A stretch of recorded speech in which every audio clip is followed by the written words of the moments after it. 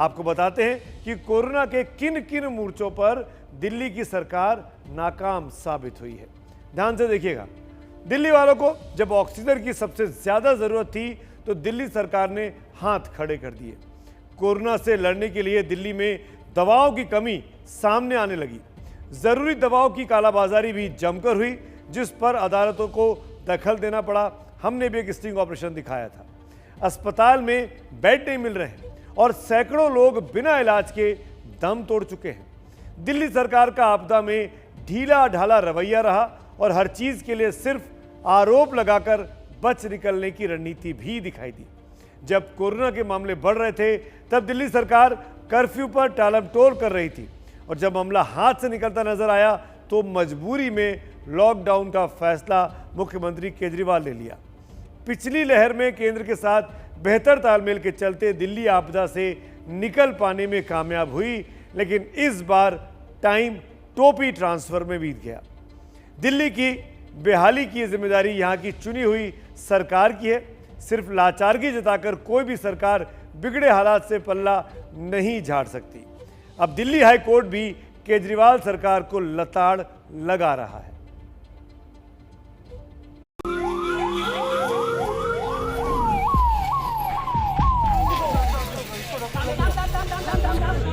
दिल्ली कराह रही है, दिल्ली बिलख रही है। यहाँ से खाली बॉडीज ओनली बॉडीज निकल रही हैं। अस्पताल भी मरीजों से लबालब हैं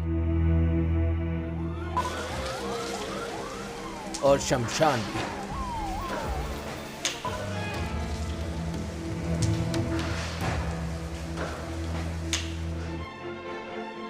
हजारों ऐसे भी हैं जो इलाज के लिए मारे मारे फिर रहे हैं। केवल एक बच्चा 2 साल 3 साल का, एक बच्चा 4 साल का, एक बच्चा 5 साल।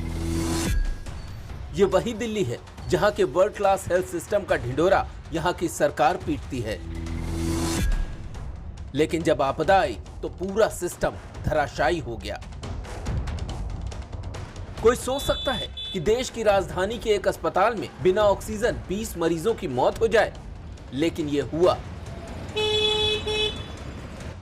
सिर्फ यही नहीं हुआ, दिल्ली में ऑक्सीजन की मारामारी है, दवाओं की कालाबाजारी है, बेड के लिए मारे मारे फिरते लोगों की लाचारी है और दिल्ली के चुने हुए मुख्यमंत्री हाथ जोड़कर हाथ खड़े कर रहे हैं। बताया कि किस तरह से दिल्ली के अंदर ऑक्सीजन की कमी हो रही है। अगर ऑक्सीजन की तुरंत सप्लाई दिल्ली में की जाए, और प्राइवेट हॉस्पिटल्स में आज मुझे बताया गया है कि ज़्यादा कमी हो रही है, तो अगर ऑक्सीजन की सप्लाई तुरंत करवा दी जाए, तो मैं पूरी उम्मीद करता हूं कि इस बार भी केंद्र सरकार दिल्ली में हमें पूरी मदद मिलेगी। कहने को तो ये आम आदमी की सरकार है, लेकिन वीवीआईपी कल्चर से मुक्ति नहीं मिल रही। एक तरफ तो एक एक बेड की लड़ाई चल रही है, तो दूसरी तरफ केजरीवाल जी 5 स्टार होटल को दिल्ली हाईकोर्ट के जजों और कर्मचारियों के लिए अलॉट कर रहे हैं, ताकि कोरोना होने की सूरत में उन्हें इलाज मिल सके। वो तो भला हो मीलॉर्ड का, जिन्होंने दिल्ली सरकार की मंशा को भांप लिया, वरना दुनिया तो यही समझती कि कोरोना मामलों का केस हाईकोर्ट पहुंचा तो जज साहिबान ने दिल्ली सरकार से वीवीआईपी ट्रीटमेंट मांग लिया। लेकिन दिल्ली सरकार का तीर उल्टा पड़ गया। अब हाईकोर्ट पूछ रही है कि बताइए, ऐसा करने के लिए किसने कहा था? सरकार के रहनुमा बगले झांकते घूम रहे हैं। दिल्ली सरकार से कोर्ट ने पूछा है कि ऐप पर बेड हैं तो मरीजों को क्यों नहीं मिलते? दवा और ऑक्सीजन की कालाबाजारी रुकती क्यों नहीं? बिना ऑक्सीजन और आईसीयू के बेड का क्या फायदा? अस्पतालों को उनके कोटे का ऑक्सीजन मिल रहा है या नहीं? जो मरीज भर्ती नहीं है उनके लिए ऑक्सीजन का क्या इंतजाम है? केंद्र सरकार से भी कोर्ट ने पूछा है कि दिल्ली को उसके कोटे की पूरी ऑक्सीजन क्यों नहीं दी जा रही?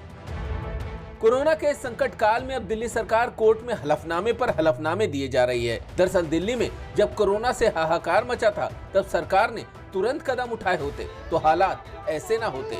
मेरी बहन है, आपकी मेरे फादर भाई है। आप इमेजिन करिए किस तरीके का मुख्यमंत्री है कि, और उसके लिए भी विज्ञापन दे रहे हैं। जिन लोगों के पास ऑक्सीजन सिलेंडर नहीं लेके आ पा रहे, उनके लिए आप विज्ञापन, इतने बड़े बड़े गुजरात, महाराष्ट्र और दिल्ली तक विज्ञापन दे रहे हैं कि हमारे को टैंकर दीजिए। ये हालत करिए आपने। हो ही नहीं रहा है, ठीक से जांच ही नहीं हो रहा है। आप दिल्ली में ही बुला के देखिए ना, कितना परेशानी है लोगों को जांच कराने में। तो लेकिन जिस तरह से जांच और गवर्नमेंट का ये होना चाहिए था, वो हो नहीं रहा है। दिल्ली मरघट बनती रही और आम आदमी के रहनुमा तमाशबीन बने रहे। व्यवस्था की असली परख आपदा के वक्त ही होती है और इस बार कोरोना में दिल्ली का जो हाल हुआ उसने दिल्ली सरकार की पोल खोल दी है। कोरोना से लड़ने के इंतजामों के चलते दिल्ली के लोगों में सरकार को लेकर अब गुस्सा भी है, तो कुछ लोग दिल्ली सरकार के साथ भी नजर आ रहे हैं। कम से कम सोशल मीडिया पर यही दिख रहा है। उनकी राय आपके सामने रखते हैं, जो सोशल मीडिया पर हमारे पास पहुंची है। रितु राठी ने लिखा है कि केजरीवाल सरकार ने जनता की मेहनत की कमाई का किया क्या, केंद्र से मिले पैसे को कहां लगाया। अब जनता को हिसाब चाहिए। जैसे पीएम की मीटिंग लाइव कर दी थी, अब सारा हिसाब लाइव करें। वहीं अजय भारद्वाज साहब का मानना है कि कोरोना काल के समय में राजनीति नहीं बल्कि सबको साथ मिलकर इस कठिन परिस्थिति से लड़ना चाहिए, क्योंकि एकता में ताकत होती है। ये बात सही है कि आपदा काल में सियासत छोड़कर सबको साथ आना चाहिए, लेकिन सियासत कहां मानती है।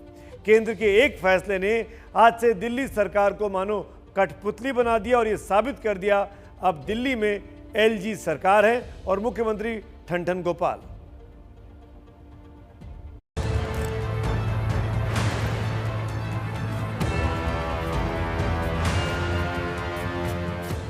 दिल्ली में कोरोना को लेकर त्राहिमाम है। कल ही दिल्ली हाईकोर्ट ने दिल्ली सरकार को फटकार लगाई थी कि अगर उनसे हालात नहीं संभल रहे तो केंद्र सरकार को क्यों ना इसकी जिम्मेदारी दे दी जाए। लेकिन अदालत जिम्मेदारी देती उससे पहले ही केंद्र सरकार ने खुद ही दिल्ली सरकार की सारी पावर उससे ले ली। मौका दे दिया पिछले दिनों पास किए गए उस कानून ने जिसके तहत आज से दिल्ली के असल बॉस उपराज्यपाल हो गए। केंद्र सरकार ने पिछले संसद सत्र में इसे लेकर जो बिल पास किया था, आज से वो लागू हो गया। अब दिल्ली की चुनी हुई सरकार अगर कोई फैसले लेती भी है तो उसके बारे में उपराज्यपाल को ही जानकारी देनी होगी, और जब चुनी हुई सरकार और उपराज्यपाल के बीच किसी फैसले को लेकर आम सहमति बनेगी तभी वो फैसला दिल्ली में लागू होगा। और अगर वो आम सहमति नहीं बनती तो उपराज्यपाल उस फैसले को राष्ट्रपति के पास भेज सकते हैं, और जब राष्ट्रपति भवन तय करेगा कि उस फैसले पर उसका क्या मत है, उसके आधार पर ही वो फैसला लागू या नहीं लागू किया जाएगा। इस कानून के लागू होने का मतलब ये कि दिल्ली सरकार को अब हर फैसले के लिए उपराज्यपाल की चौखट पर माथा टेकना होगा। कानून के मुताबिक दिल्ली सरकार को एलजी के पास विधायी प्रस्ताव 15 दिन पहले भेजने होंगे, प्रशासनिक प्रस्ताव कम से कम 7 दिन पहले भेजने होंगे। कुल मिलाकर दिल्ली सरकार का कोई फैसला तब तक लागू नहीं होगा जब तक उपराज्यपाल उसे मंजूरी नहीं देते। दिल्ली में चुने हुए विधायक हैं, मुख्यमंत्री है, विधानसभा है, इन्हें जनता ने चुना है और इनकी जवाबदेही भी जनता के लिए है। लेकिन इस चुनी हुई व्यवस्था की डोर अब उपराज्यपाल के हाथ में दे दी गई है, तो ऐसे चुनाव और ऐसी सरकार का आखिर क्या फायदा जो सिर्फ दिखाने की है। लिख दिया कि सरकार का मतलब लेफ्टिनेंट गवर्नर है। ये जितना मर्जी दिल्ली की जनता के साथ बदले की भावना से काम कर लें, परंतु दिल्ली का मुख्यमंत्री अरविंद केजरीवाल हर हालत के अंदर काम कराना जानता है। लोकतंत्र जनता की सीधी भागीदारी का नाम है। देश की राजधानी में जनता ने केजरीवाल को वोट दिया, 2 बार से ऐसे जिताया कि दूसरे दलों के लिए सांस लेने की जगह नहीं बची। लेकिन सत्ता की बेचैनी ऐसी कि उपराज्यपाल के जरिए एक चुनी हुई सरकार का इकबाल छोटा कर दिया गया। अब केजरीवाल की डोर राजभवन की उंगलियों में बंधी होगी और कोशिश होगी कि दिल्ली सरकार एक कठपुतली की तरह नाचती रहे।